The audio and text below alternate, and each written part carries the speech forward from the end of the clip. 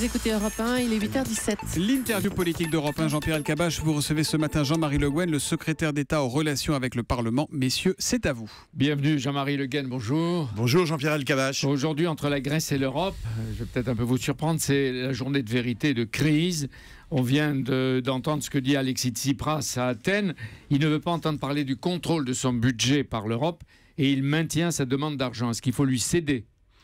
Lui céder, non, parce que c'est pas comme ça que fonctionne l'Europe, mais entendre ce qu'a dit le peuple grec, ce que dit le gouvernement grec, et en même temps le gouvernement grec doit complètement s'intégrer dans la logique européenne. Est-ce qu'il faut tout passer à l'équipe Tsipras qui a le soutien des deux extrêmes, droite et gauche? Certainement pas tout passer, mais évidemment comprendre que de toute façon, si l'on veut que la Grèce puisse rembourser, il lui faut un minimum d'activité économique, et donc on ne peut pas maintenir la Grèce dans l'austérité. Ce qui est vrai d'ailleurs pour la Grèce, elle est vrai pour beaucoup de pays à l'intérieur de l'Europe. Il faut qu'il y ait une politique plus expansive, plus compréhensive. Aujourd'hui, déjeuner Hollande-Merkel. La France espère un compromis, l'Allemagne veut le respect intégral des promesses. Qu'est-ce que vous conseillez à vos amis Tsipras et Varoufakis ?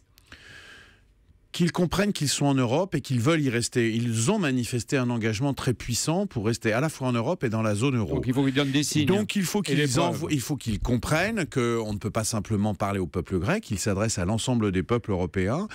Nous comprenons qu'ils ont des demandes, qu'ils ont beaucoup souffert. Nous comprenons aussi que la bonne économie pour la Grèce, c'est de trouver des compromis. Donc il faut qu'ils acceptent ces compromis. Je trouve que les déclarations qui ont été celles des dirigeants grecs, notamment hier, je n'ai pas pris connaissance dans le détail de celle d'aujourd'hui, mais celle d'hier, allait plutôt dans le bon sens. Donc il faut qu'on soit capable de les écouter. Oui, eux qui trouvent des compromis, les compromis que vous n'avez pas trouvés avec vos amis frondeurs. Alors la loi Macron, elle a donc été adoptée en première lecture, elle a échappé à la censure à 55 voix près.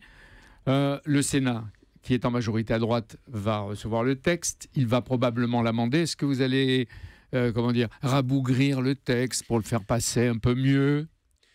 Pas du tout, je ne crois pas. Nous avons l'intention de réformer ce pays. C'est l'axe sur lequel Manuel Valls s'est exprimé. C'est la demande très particulière et très précise de François Hollande. Donc nous voulons libérer l'économie, nous voulons avancer, nous voulons réformer. Qu'est-ce que ça veut dire ? Au Sénat, ça veut dire qu'il y a un certain nombre de mesures qui doivent être prises. Au Sénat ? Au Sénat, le Sénat, d'abord en tant qu'institution d'une part, et parce que l'opposition y est majoritaire, ce sera intéressant de connaître, est-ce que le Sénat va être sur une attitude de blocage ou est-ce qu'il va essayer de faire des propositions ? Ce débat, nous ne l'avons pas eu jusqu'à présent avec l'UMP qui s'est refusé absolument, qui a préféré le blocage, l'obstruction à l'avancée. Nous verrons au Sénat s'il est possible d'avancer, nous sommes à l'écoute, c'est normal, c'est la démocratie. S'il y a des amendements, parlons pas la langue de bronze. S'il y a des amendements intéressants, bien sûr, ils peuvent être même si acceptés. ça va dans plus de libéralisme. Mais s'il y a des nécessités, parce que d'une façon pragmatique, ça permet de donner plus d'activité économique, c'est le sens de ce que nous voulons. Et on ne s'interdira pas non plus d'aller, comme le fait la loi Macron, vers un certain nombre de consolidations de droits sociaux. Jean-Marie Le Guen, elle reviendra cette loi en avril à l'Assemblée nationale, après votre défaite prévisible aux élections cantonales et départementales. Je ne peux pas y souscrire. D'accord, mais est-ce que vous referez à ce moment-là le coup du 49.3 ? Constitutionnellement, vous savez que, contrairement à ce que j'ai entendu par certains experts, y compris de l'opposition, qui ne comprennent pas grand-chose, le 49.3 est désormais attaché à la loi. Donc on peut effectivement Nous verrons si c'est nécessaire, mais en tout cas, nous n'avons pas l'intention de perdre de temps. Ce que nous voulons, c'est que ça rentre vite en application, que l'on puisse... C'est-à-dire vite ? Vite, c'est-à-dire avant le début de l'été. Avant le début de l'été, il peut y avoir la mise en application et des décrets qui vont être bientôt préparés et qui seront publiés dès que la loi sera publiée. Les décrets iront aussi en ce sens. Dites-moi, les matamors du Parti Socialiste, là, ils ont perdu. S'ils avaient gagné, est-ce qu'il y aurait eu un nouveau gouvernement ou une dissolution ? Écoutez, ça, vous savez, il n'y a pas de réponse institutionnelle, il n'y a qu'une réponse politique. Ce qui est vrai, c'est que c'eût été une crise politique supplémentaire, notre pays, à la fois au plan économique, mais aussi au plan de la négociation européenne. On parlait de la Grèce. Est-ce que l'Europe n'a pas aujourd'hui besoin d'un gouvernement ? Alors, il y avait une crise politique et on ne sait pas où ça se termine. Ça peut effectivement aller vers des sanctions allant jusqu'à la conclusion, peut-être l'affaiblissement du gouvernement de la France. Et donc, en aucune façon, façon, c'est ce qu'a voulu Manuel Valls. Il a, avec autorité, avec le soutien du président de la République, nous avons décidé d'avancer dans la réforme. On a compris.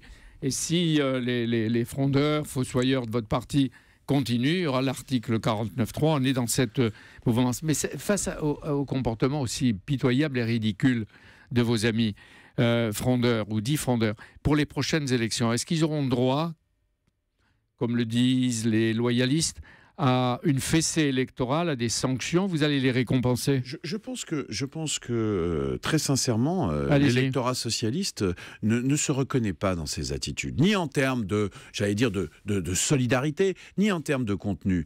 Et il y a une véritable erreur de gens qui s'adressent plutôt, on l'a bien vu, à des enjeux internes au Parti socialiste et non pas à l'intérêt la question, général. C'est pas ça. Donc, est-ce qu'ils seront sanctionnés? Mais je pense que les militants du Parti socialiste veulent être représentés par des gens qui jouent le jeu de la solidarité et de la réforme. Est-ce qu'ils vont être sanctionnés? Je pense que déjà, ils sont en train de se sanctionner eux-mêmes, de nous sanctionner d'un certain point de vue, et il faudra qu'il y ait des règles. Il y a des règles dans un parti politique, sinon il n'y a plus de parti politique. Alors, Martine Aubry a regretté qu'on n'ait pas continué à discuter. Elle dit on ne fragilise pas un pays qui va déjà si mal, et elle ajoute... mes proches se seraient abstenus. Qu'est-ce que vous pensez de la position de la commandantore Martine Aubry? D'abord qu'elle a très bien vu le débat, parce que beaucoup de ses proches, comme elle dit, étaient des rapporteurs du texte et ont apprécié et ont travaillé beaucoup. Deuxièmement, elle oublie qu'elle a été elle-même en responsabilité au Parti socialiste et qu'à l'époque, elle savait, manier la discipline d'une façon assez forte. Peut-être parce qu'elle pensait à l'époque que c'était nécessaire. Donc je pense qu'il faut se rassembler. Je pense que toutes les paroles qui viennent en rajouter, qui risquent d'affaiblir le gouvernement, ne vont pas dans le bon sens, surtout à la veille des élections régionales. Je rappelle que dans le Nord-Pas-de-Calais, Picardie, c'est la future région, il y aura une candidature très dangereuse du Front National. Moi, j'invite tous nos amis du Nord-Pas-de-Calais, Picardie, à se rassembler, parce que ça sera très difficile pour la gauche. Elle a un combat majeur. Je pense qu'il ne faut pas qu'elle se disperse et qu'elle se concentre sur cette question. À propos, hier, je ne sais pas si vous avez entendu dans la matinale d'Europe 1, Nicolas Sarkozy avec Thomas et moi, il n'a jamais été aussi clair contre le Front National. Il dit aucune alliance, aucun rapprochement et exclusion immédiate des dissidents. Ce qui ne vous enlève pas l'argument de la complaisance et de la complicité? Écoutez, la droite républicaine sera obligée d'adopter une clarification beaucoup plus grande. D'ailleurs, soyons honnêtes, Nicolas Sarkozy avait commencé à le faire, à ce fameux Bureau national où il a été mis en minorité, quand il voulait se dégager du fameux ni les socialistes, ni le Front National en matière c'est ce qu'il a fait hier. Alors, il commence à se dégager, mais il faut qu'il aille jusqu'au bout, parce qu'on ne peut pas rester dans le clair-obscur. Il y a un moment où il faudra bien dire les choses. La situation est suffisamment grave dans notre pays. Il y a une poussée de l'extrême droite telle que, pour la République, bien sûr, mais pour le sauvetage même de l'UMP, s'ils ne mettent pas des barrières, et pas simplement des barrières de nature politicienne, mais de nature de discours, des natures d'alliance électorale. Donc j'attends que la droite clarifie cette question. C'est un pas vers la clarté. Voilà, c'est un pas, mais ça ne suffit pas, me semble-t-il. Lors de sa conférence de presse, François Hollande avait proposé de discuter avec l'opposition sur quelques grands chantiers. La laïcité, le terrorisme, le renseignement, la question musulmane et la place de l'islam dans la République. Nicolas Sarkozy a dit hier ici qu'il était prêt. Eh bien, nous avions, il y a 3 jours, une réunion avec les principaux responsables des assemblées, y compris du Sénat, et donc les présidents de groupe de l'opposition, sur le texte renseignement. Il y a eu un texte. Deuxièmement, François Hollande a demandé aux 2 présidents de l'Assemblée, et singulièrement au président du Sénat, en l'occurrence Gérard Larcher, de faire des propositions sur l'engagement citoyen.